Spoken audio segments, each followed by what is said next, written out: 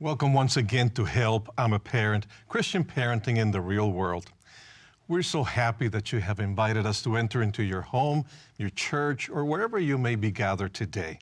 Perhaps you're viewing this alone, or as a couple, or with a small group of friends, or maybe with a large church group. Or perhaps you're watching this online. Wherever you are today, we are delighted you've joined us on this program. We are your hosts, Drs. Claudio and Pamela Consuegra, and together we serve as the Directors for Family Ministries for the North American Division of the Seventh-day Adventist Church. We believe that the most important role you will ever play is being a parent to your child. God has entrusted you with a treasure more precious than anything you will ever own. If you have more than one child, my guess is that you know all too well the challenges of sibling rivalry. Those family vacations that you wish would end because you've spent most of the time settling disputes among your children. Or what about the call from your child's teacher telling you that your toddler has been suspended from preschool because of hitting or biting a classmate?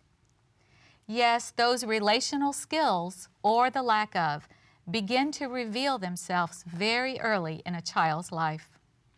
The first person close to their age that your little one will need to learn to live with is their brother or sister.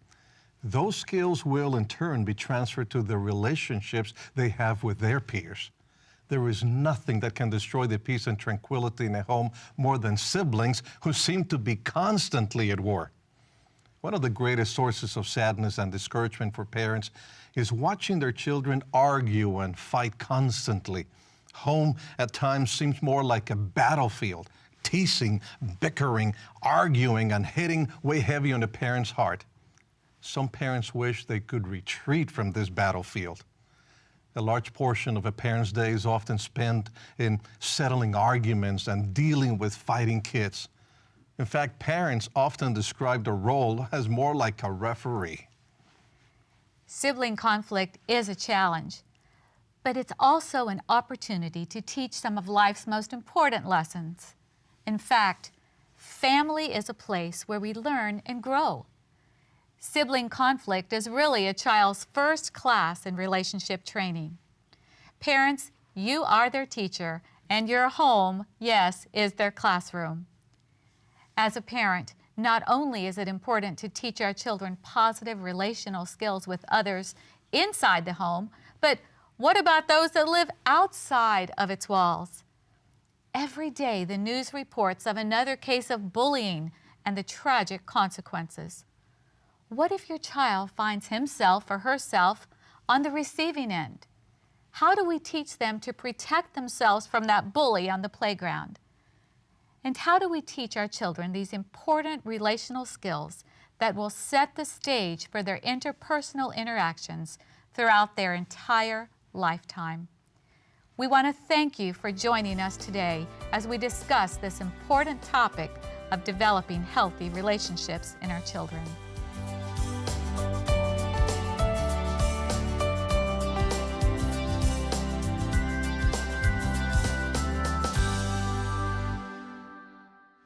Our topic today will deal with teaching our children the importance and value of their interpersonal interactions. Our guest today will help us look at this important topic. Our special guests again for today are Drs. Leslie and Prudence Pollard. Dr. Leslie Pollard currently serves as the 11th president of Oakwood University in Huntsville, Alabama. He holds a Bachelor's of Arts degree, a Master's of Divinity, a Master of Business Administration, a Doctor of Ministry in Preaching and Worship, and a PhD in New Testament Language and Literature. And Dr. Prudence Pollard holds a Bachelor of Science degree, a Master of Public Health, and a PhD in Evaluation, Measurement, and Research Design. Currently, she serves as the Vice President for Research and Employee Services at Oakwood University, as well as being an Adjunct Professor of Management at La Sierra and Loma Linda Universities. The Pollards are parents of two daughters. One is an attorney and the other is a pharmacist. There is so much more that we could say about the very gifted and educated couple that we have with us today, and we will learn more about them as we spend time together. Dr. Pollard, thank you so much for being with us again It's on our this pleasure. section of the program. We are delighted to have you and your expertise with us. Thank you. Now, as we did before we began the program, we'd like to see a video of a special lady and her two daughters. Almost 2 years back now, this was my family. And we were a family of 4, and now it's just me and my girls. My husband died unexpectedly almost 2 years ago. Left me with a 2- and 4-year-old girls to raise by myself, which comes with so many different challenges, not only dealing with the grief of the loss of my husband and their dad, which has been horrific, but also just the day-to-day challenges of getting them off to school and breaking up fights between the two of them and dealing with issues at school with their teachers. And it's just the everyday things that used to be so much easier with 2 parents are now being carried by just me. You know, there are many challenges that come along that surprise me, like getting a note from the teacher saying, you know, one of my children has had a really rough day and hit somebody, another child in the class, or acted out inappropriately, and somehow I have to find a way to deal with that. And some of this is just uncharted territory. But my kids fight about just about everything. Toys, clothes. Oh, a big one is who gets to sit by mommy. Since I am the only parent now, they constantly fight over my attention. And there's only one of me, so it's hard to, that's why I tell them I have 2 arms, one for each of you. But it can be really exhausting. I've tried getting 2 of the same toys so they don't fight over the same toy. And yet they still find a way to fight over the same toy. It just never ceases to amaze me. They fight over which movies they want to watch, or you know, specific outfits. Or Mila's at the point where she's 6 and she feels like she's the big kid and she wants to tell Maddie what to do, and she instructs her on what to do, and Maddie is very headstrong and doesn't want to particularly follow that route. It's a constant battle, constant. I suppose my question would be, how do I raise my children to get along not only with each other, but with their peers and adults in a Christian and godly way, and do it in the way God intends me to raise them? It's another interesting question. I guess sibling rivalry started way back there in Eden. We read that in Genesis, and it hasn't changed. It hasn't changed. You know, we wish it were different, but that's a good question. How would you suggest that we answer that question? How do you raise your children with good spiritual values and to get along as well? I think in this case, I think the parent has to, it's hard to take the long view, but the question I would have is this a phase that the children are going through? Mm-hmm. Or is this a persistent behavior that I've seen for years? Ongoing, that's right. Yeah, and I want to start there and then begin to work out from whatever the answer to that question is. If I think it's a phase, then the interventions will be of one type. If I think this is the burgeoning anger management, low impulse control, then maybe I'll try a different type of intervention, even with maybe a professional, like a child psychologist, Sure. to begin to unpackage some. Is this repressed anger? That the video said Daddy died. Of Are course, they upset some about parents that? may think, you mean I have to find help from a professional? Does that mean I'm not an adequate parent? Yeah. Well, Some not at will all. wonder about that, but You may be a very adequate parent, but not a conflict intervention specialist. That's right. And so whether it is for children or adults, sometimes we do need help from individuals who spend all their time studying how to manage those situations. This could very well be a situation where the children were used to two parents That's exactly being right. there to interact with them. Now they have one. Could it be that they're fighting for the attention of the one because they don't have two? So across time, looking at what is happening, what I saw on the video is that the children were calling out for mommy to resolve the dispute. Attention, yes. Attention. Is it a bid for attention? In fact, in Meredith's case, as you remember, she lost her husband. Yes. So as she's trying to deal with her own pain, she's also trying to deal with the Yes. kids' pain. And so that's why intervention from Yes. outside could be very helpful for all of them, Yes. not just for the kids, but also for Meredith. Yeah. But, you know, as we delve into this topic of how do we teach our children, I mean, you know, Dr. Pollard, we're talking about infants here. We're talking about birth to age 7. So, you know, I think I'd like to hear from you. Why is it important that we are even putting this topic in? We're talking about young children. How important is it that we really take a look at teaching our children these relationship skills and the importance of healthy relationships from birth? There are two things that I see here. First, for them to learn how to share or to tell their concerns. What is it that's going on between the two children that cause them to pull on the toy, tug on the toy? What is it that they're not saying to each other? And so how we help them with managing conflict at this early stage can also help them later on. We see in the workplace adults who aren't able to articulate their differences and instead engage in disruptive behaviors, often aimed at destroying the other person. These behaviors, how to positively deal with conflict, can be learned from birth.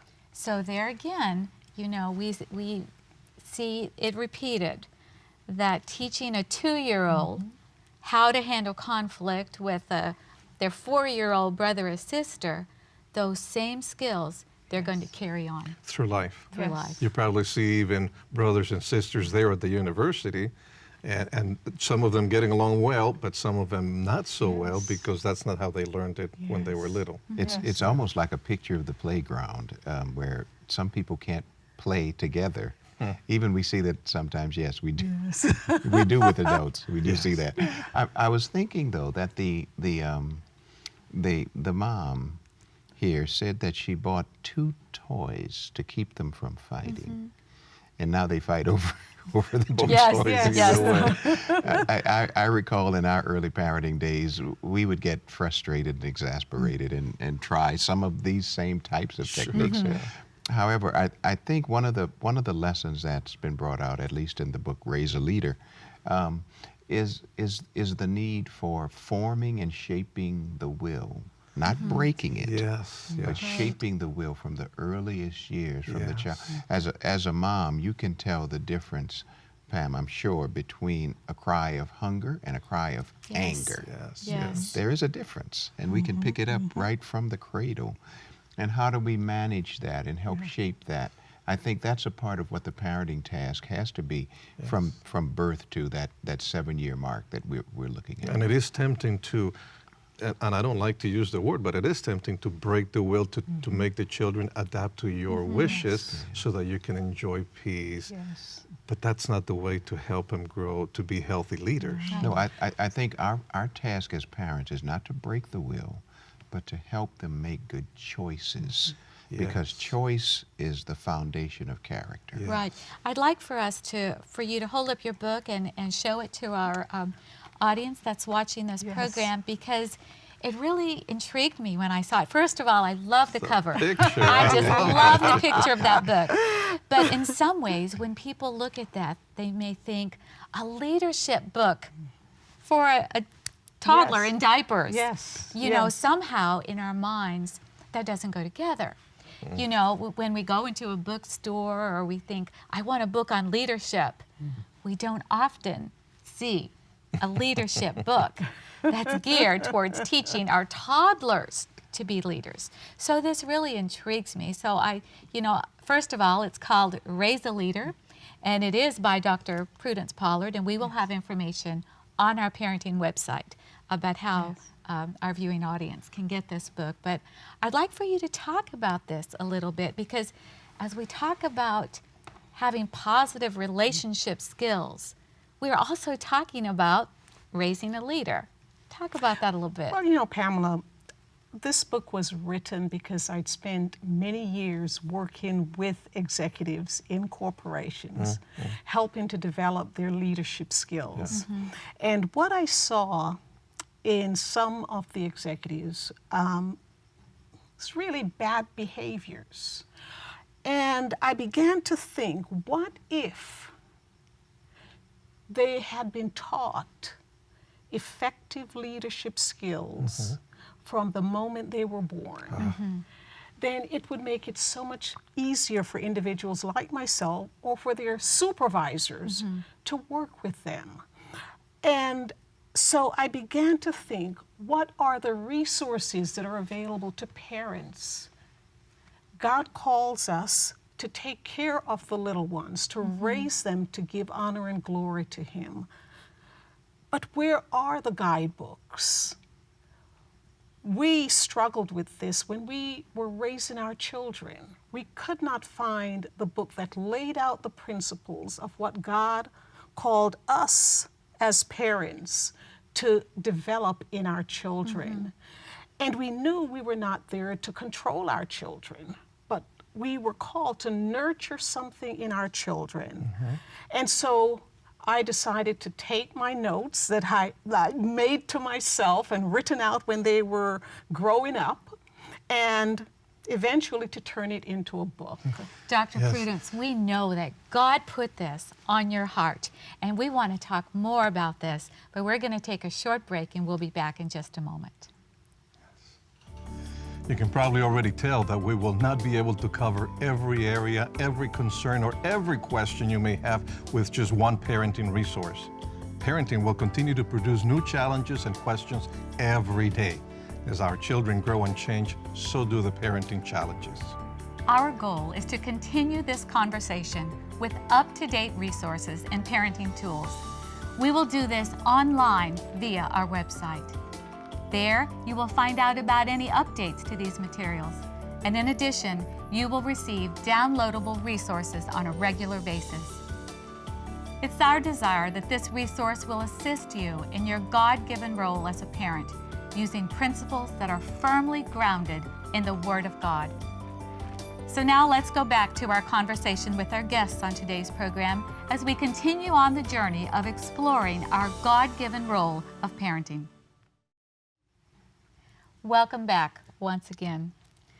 Les and Prudence, we really feel that God placed it on your heart to write a book for parents, Raise a Leader God's Way. And in today's program, we're really looking at how to help our children have positive relational skills. So when we talk about raising a leader, connect that for us with helping our children build positive relationships. Pamela, leadership is about relationship. In order to lead, it means that I must have followers. That's relationship. Sure. That's true. And so when we talk about leadership, we're really talking about relationship with at least one other person. Where do we begin to learn those skills? It's not in the workplace, it's at home. Yes, of course. And so children, especially if they're in a family setting where there's more than one child in the home, you have a natural setting in which to develop the leadership skills of the children as they interact with each other, as they interact with the adults around them. Sure. So you're saying not only of the first child, but actually every child can become a leader. Every child in that relationship. But in if that you family. think of that, Yes. what an awesome thought as a parent. You know, for me, a parent, to think, I'm not just raising my child, I am raising a future leader. You know, I don't think we often think of parenting Yes. that way. And to me, that is just an awesome thought. I'm raising a leader. Yes. Absolutely, absolutely. I was going to add that my role with the book Raise a Leader was to read it for theological principles. So that's my humble contribution. I'm sure it was very valuable. But that said, though, And it is acknowledged in the yes, book. it is. yes, and gladly it is acknowledged. But however, the as a parent, it lifts the horizon when I say to a parent that your task is not simply to feed and water this child, Yes. but you're actually now to raise a child that in your heart, don't you want them to be a leader of the crowd, not a follower of the That's right. crowd? Yes. That's exactly And what are right. the principles that we need to implant within them so that they will work amicably, not be a bully, not abuse other children, but also in their security, in their little hearts to be leaders who do the right thing, whose influence is on the side of the kingdom. And it seems to me that theologically, what I took away from the book was that the whole purpose of parenting was to raise this child to be a disciple of Jesus Christ. Yes. And every disciple makes other disciples, and that's where the leadership piece comes in. Right. Absolutely. Let's go back just for a minute and pick up something that you just said, because to many people, or maybe even to children, when they hear leader, you know, like I'm the leader of the mountain, I'm the leader of the group, they could equate that with I'm the boss, you know, and so we have this bullying issue. How do we teach our children to be a leader God's way and yet still not be the boss, the bully, with the negative things that come with that? We can do it both intentionally by creating events and occasions where they are expected to demonstrate certain leadership skills that we're instructing them on. We can also seize the moment when something naturally occurs and we're helping our children to think through how they want the situation to end up. Oh, Kind of beginning with the end in mind. right. Let me go back to the first. Planning those experiences. A simple thing like fixing breakfast. If you notice, Okay. Mom was fixing breakfast all by herself. Very simple project, but couldn't that be a leadership development moment? So you're As the two delegating some of children. the leadership to your child. Yes. Here's the project. The project is fixing breakfast and putting breakfast on the table. The assignment is given to both children. You have them understand their individual roles. Talk about that. What is your role? What will you do and what will you do next in order to achieve this? You're walking the child through various steps in order to carry out what is a cooperative project. Yes, Right. yes. Seems very simple, but it is powerful in teaching that child without telling them, you must do this, you must do that. Let them learn from experience. And Yes. that's really a wonderful, practical idea, because no role is more important than the other. Yes. And yet, as all family members, we're all participating together to do something as simple as preparing a breakfast. Yes. You know, that's a great idea. And it helps Mom. Yeah. This is Yes. a single parent. Her husband has passed away. She needs help. So how can she help the children learn to be helpful, to be a part of the community, that family system, and to do it in a cooperative way? Right. Delegate more, give them the skill sets to work together in the home. Right. And they are learning by experiencing the act of leadership. You Wonderful encourage them idea. to grow by letting them make their own decisions. Yes. By feeling the importance of their own Yes. contribution to the Yes. family. That's a wonderful way to teach leadership skills. Now, we only have about a minute or so, a couple of minutes. What 2 or 3 things could we teach children to resolve conflict in very practical ways? Okay, one of the things we can teach children to resolve conflict is the ability to identify how they feel about conflict Ah, yes. Okay. and to talk through their feelings. Sometimes we talk past their feelings to the behaviors we want to see. Right, right. But suppose we said to the child, okay, so when Susie took your toy, how did you feel? I felt angry. I felt, I felt this way. Instead of responding, let's see how I felt Let's about see it. how I felt about it. Okay. And then after I identify how I feel, okay, so what is the best way then that we're going to use to now resolve this? First, to manage self. Right. One of the quotes, I think, in Prudence's book is that from the famous manager Peter Drucker, he said the first key to management, the manager must manage themselves. Sure. I think that's one key. We help the child begin the self-management Right, process right. long before they get to the person, because the behavior that looks like a provocateur, depending upon how you respond, Right. it is or it isn't. Yes, sure. And in the beginning, that may take a little extra time yes, of as I course, help of them. course, of But in course. the long run, I'm going to be spending a lot less time as a parent solving their conflicts. That's right. Yeah. So that's one thing. And you asked for 2 or 3. Yes, yes. And what is so important with that phase is the child learns to articulate emotion. Much conflict escalates because we're unwilling to acknowledge how we feel. So, am I angry? Am I disappointed? What is it that I'm feeling before I begin to deal with the other person? So we're not really telling the kids to deny conflict or avoid conflict, but no. really to manage it by recognizing their own feelings. Yes. Their own Well, we could response talk to all day We about could. this. Thank you so much for being with us today. You've helped us to see so many avenues to helping our children. It's been a blessing to have you here. Thank you so much. Thank Yes. you. And we want to thank you also for joining us as we have talked about some of the challenges of parenting today. We also want to remind you to visit our website, helpimaparent.org, and there you will find many additional resources and materials. When you feel like screaming out, "Help, I'm a parent," claim God's promise. Do not fear, for I am with you. Do not be dismayed, for I am your God. I will strengthen you and help you. I will uphold you with my righteous right hand. Regardless of the challenges of parenting, God is with you. You're not alone. Reach out, claim His promises, and take His hand and journey together with Him. Join us next time on Help, I'm a Parent, Christian Parenting in the Real World, when we will discuss ways that we can manage media in our homes. But until then, we want to invite you as a parent to cling to your Heavenly Father.